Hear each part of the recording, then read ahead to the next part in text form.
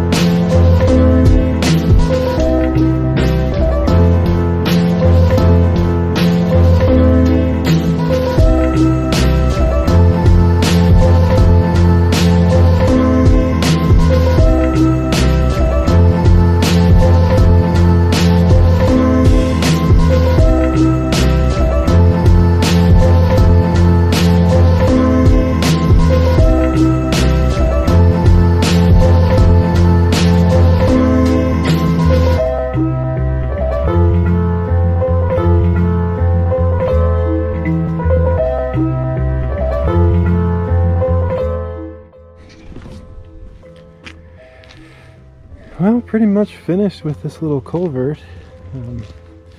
It wasn't really too difficult. The ground was obviously nice and soft after all the snow, and put up a little bit of a mound on the top here. Didn't have as much dirt as we were probably hoping, but we kind of had to keep it a little shallow because we have a gunite concrete little culvert down here, so we can't really go much deeper than that. Anyway, happy with how it turned out, and appreciate you guys watching. Thanks. Bye-bye.